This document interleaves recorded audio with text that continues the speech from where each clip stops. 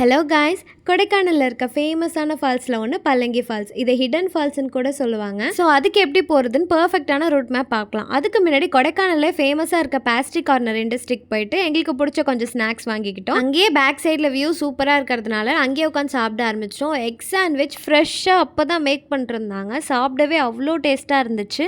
Next அவங்களோட creamy butter bun fresh பட்டரில் செஞ்சுருக்காங்க. அவ்வளோ டேஸ்ட்டாக இருந்துச்சு. கண்டிப்பாக ட்ரை பண்ணுங்கள். இதுவும் one of the must try தான்.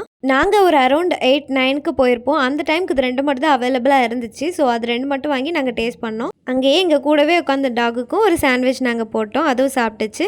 ஸோ இந்த பேஸ்ட்ரி கார்னர் பார்த்திங்கன்னா பல்லங்கி ஃபால்ஸ் போகிற வழியிலே இருக்குது. One of the must visit place இது. கண்டிப்பாக பேஸ்ட்ரி கார்னர் ட்ரை பண்ணுங்கள். நாங்கள் பிரேக்ஃபாஸ்ட் அங்கேயே முடிச்சுட்டு பல்லங்கி ஃபால்ஸுக்கு ட்ரிப்பை ஸ்டார்ட் பண்ணிட்டோம்.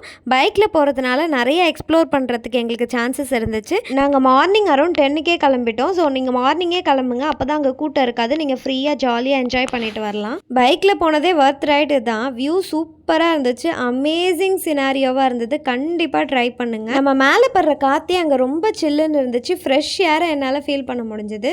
வால்பாறை அளவுக்கு இல்லைனாலும் இங்கேயும் ஹேர்பின் பெண்ட்லாம் இருந்துச்சு. அதில் போகிறதுக்கும் ரொம்ப சூப்பராக இருந்துச்சு. நாங்கள் மதுரையிலேருந்தே கொடைக்கானல், கூக்கல், பூம்பாறை 3 பிளேஸ்க்கும் 3 டேஸ்க்கு வந்து பைக்கில் தான் சுற்றணும். ஃபுல் வீடியோ நான் வந்து என் சேனலில் அப்லோட் பண்ணியிருக்கேன். கண்டிப்பாக பாருங்கள். இதுக்கப்புறம் தாங்க ரிஸ்கே ஆச்சு. கொஞ்ச நேரத்துக்கு அப்புறம் ரோடு சரியில்லை.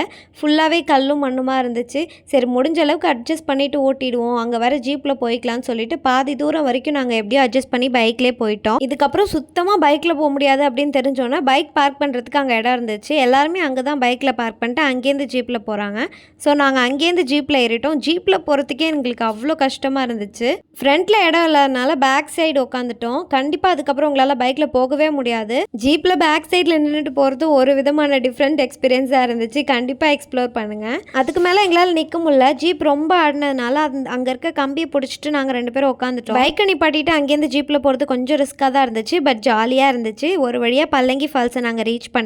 இதுக்கப்புறம் அவங்க ஸ்டெப்ஸு, கம்பி பிடிக்கிறதுக்குன்னு எல்லா சேஃப்டி எதுவும் பண்ணியிருந்தாங்க. ஸோ அதுக்கப்புறம் எந்த ப்ராப்ளமும் இல்லை. நாங்கள் பல்லங்கி ஃபால்ஸ்க்கு நடக்க ஆரம்பிச்சிட்டோம். ஆக்சுவலி கொஞ்சம் தூரம் தான் நடக்கிற மாதிரி இருந்துச்சு. ஸோ அது ஒன்றும் பெருசாக எங்களுக்கு தெரியல. கொஞ்சம் தூரம் தான். போகிற வழியில் மேகி கடை, டீ கடைலாம் இருந்துச்சு.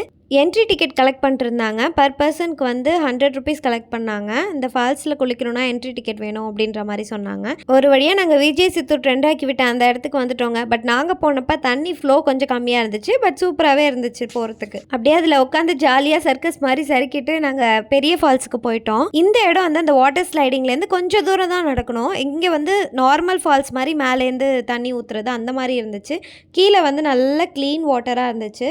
சூப்பராக இருந்துச்சு. 2 இடமுமே சூப்பராக இருந்துச்சு. வாட்டர் ஸ்லைடிங்கும் நல்லா இருந்துச்சு. ஃபால்ஸில் குளித்ததும் சூப்பராக இருந்துச்சு. நீங்கள் ஒரு மார்னிங் 10க்கு போயிட்டிங்கன்னா ஃப்ரீயாக யாருமே இல்லாமல் ஜாலியாக உங்கள் கேங்கோடு என்ஜாய் பண்ணிட்டு வரலாம்.